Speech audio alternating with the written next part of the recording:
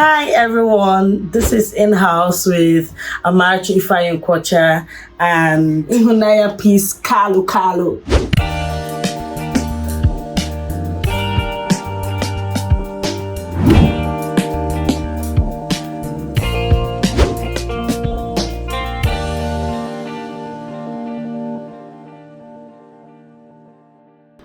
Today, we're here to talk about the heart, and we're here to talk about an issue concerning the heart. The heart is one of the vital parts of us, but then again, the heart is one of the most neglected part of us. Why I say neglected is because we tend to go about our day-to-day activities, our daily business, and so many things that are encompassing us as humans, and we see them as the most important thing. And then throughout the day, I bet you, no one is really thinking about the heart, but it's there and it is doing a major job 24/7, 365 days of the year. Every time, every nanosecond, the heart is busy, thinking, musing, brooding, cogitating, So the question is, what's going on in your heart? What's going on in our hearts? I don't know, but I feel like humans are so busy that they forget to think about this vital part of them. What do you think? Yeah, I think like the Bible says out of the abundance of the heart the mouth speaketh. That shows you that the heart has a very vital role to play, like she said. So there's a lot that the heart is like an engine house. Yeah, that's where everything is being processed. That's where everything is being, produced. It's like not a warehouse. It's like the manufacturer's, company where everything is being produced. So, like she said, 24/7, every minute, nanosecond of the day, a lot of things are happening in our heart. A lot of musings, thinkings, I'm just repeating what she said, but the heart is a very, very, very, very expedient, part of our bodies and our lives. So this heart matter is very crucial. If you ask me, it's very crucial. Like I said, we tend to neglect it, but it's there, it's working, it's busy. We are brooding in our hearts, we are musing. As we speak now, your heart, you're thinking, your heart is doing work. And we are thinking too. And we are thinking as well. So it's a lot going on in our hearts, and I think it's one of the things we need to concentrate on, put our minds on, and remember all through the day as we go on, we do not need to neglect the matter, the issue of the heart, or this heart aspect of us. Now, there's a scripture I want to use to buttress what we're talking about, this heart matter, and it's in the book of Matthew chapter 15 we'll start from verse 11. Matthew 15 verse 11, and it said there, Jesus was speaking there, and Jesus said, it's not what goes into your mouth that defiles you. You are defiled by the words that come out of your mouth. Then in verse 15 of that Matthew 15, he said, then Peter said to Jesus, explain to us the parable that says people aren't defiled by what they eat. Verse 16 says, and Jesus said, don't you understand yet? Anything you eat passes through the stomach and goes into the sewer. By sewer, they mean the toilet. Like garbage. Yeah. So means anything you eat gets eliminated. He said, but the words you speak come from the heart. That's what defiles you. Now, this heart matter comes in here. He said, verse 18 said, but the words you speak come from the heart. He said, that's what defiles you. Verse 19 now said, and I'll stop there. For from the heart come evil thoughts, murder, adultery, all sexual immorality, theft, lying, and slander. So imagine this very big you can call them big iniquities, come from the heart. That is to show you how important the heart can be. Exactly. Yeah, that's how important the heart can be. And now this is Jesus speaking here, explaining to them. He said, it's not what comes into your mouth that defiles you, it's what comes out of your mouth that defiles you.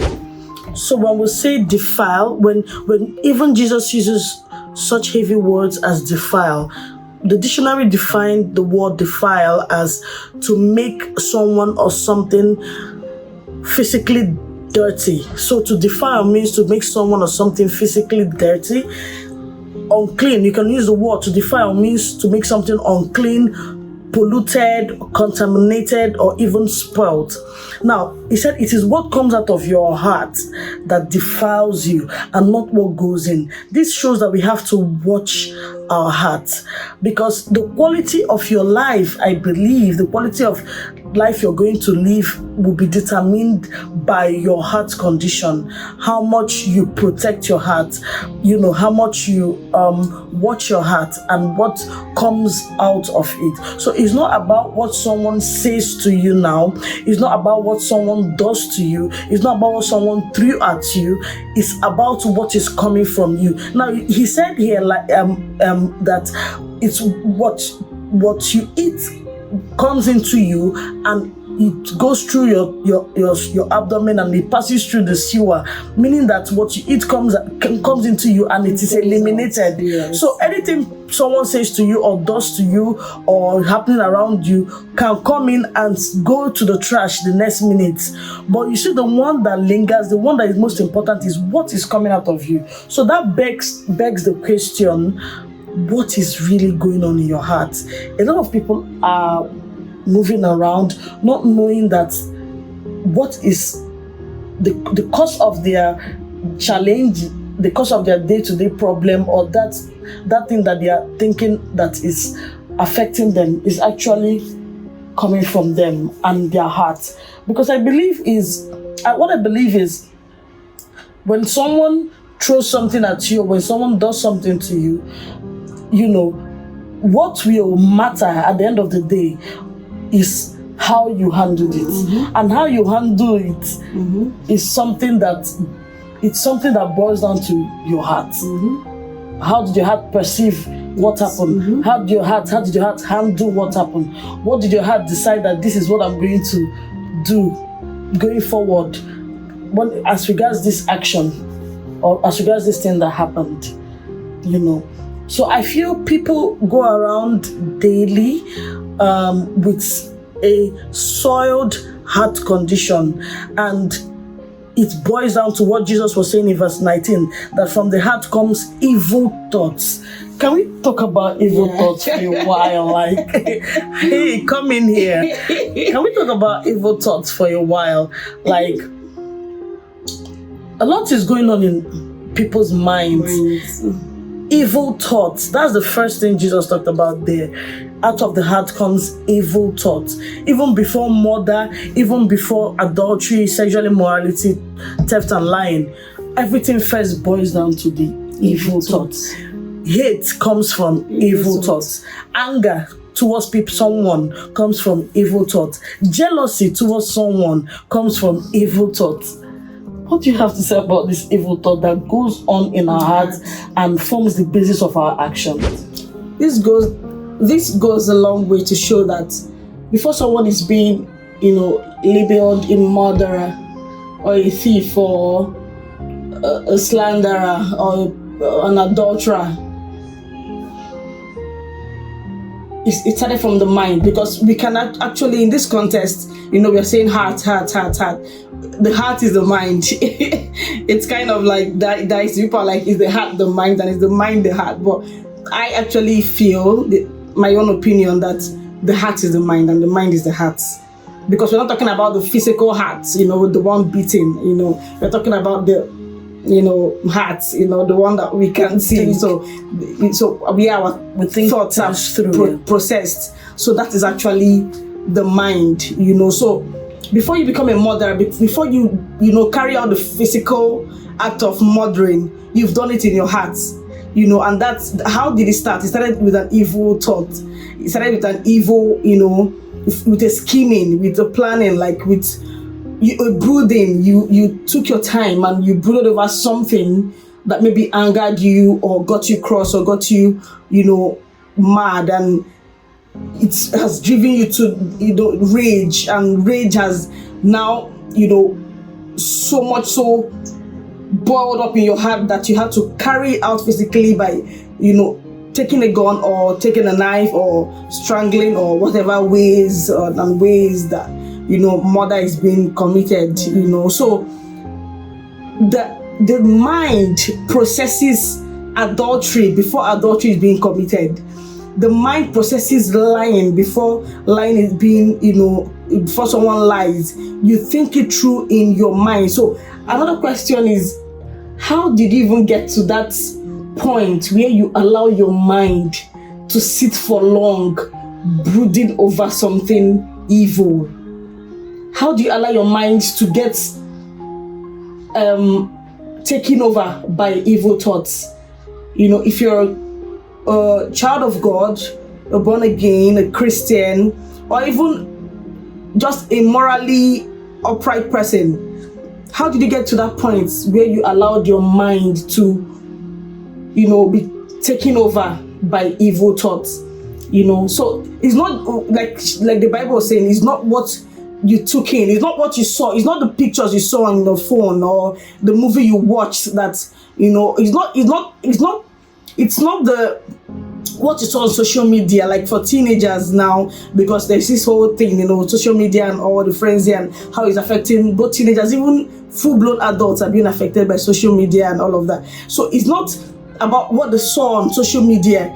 Maybe they went to a page that was, talking about how to commit, murder, or how to commit suicide, or how to, rape a girl, or how to rape girls, or how to rape boys, or whatever. It wasn't those things they saw that, yes, over time they watched it and then they started becoming, because what you see and what you hear and what you listen to is what you become over time. But there was a state, there was a state of their mind. Their mind was in a particular state before that thing that was from outside now affected the inside. Their mind was in a particular state before the physical, the outside, the outward now affected the inwards. That's what I'm trying to say. Mm-hmm. So your mind was in a particular state already. You let your mind get to that state. Mm-hmm. So how do people let their minds get to that state? Yeah. People, when I mean people, I mean me too. By people, I mean me too, can be anybody. So how do we let our minds get to I think I can answer that. Yeah, okay. So, guys, we need to be careful what will let contaminate us or pollute us or spoil us or make us unclean. Guys, she's asking the question, how did you get there? The answer to that is simple and short. We allowed ourselves enjoy the thoughts when they started coming up initially. We allowed ourselves enjoy it too much. So the thought of jealousy came. You saw someone, you want to be like that person, you want to have what that person have. A lot of people are suffering jealousy issues. It is real, guys. A lot of people are suffering envy. It is real. A lot of people are really having issues trying to deal with and struggling with, hate.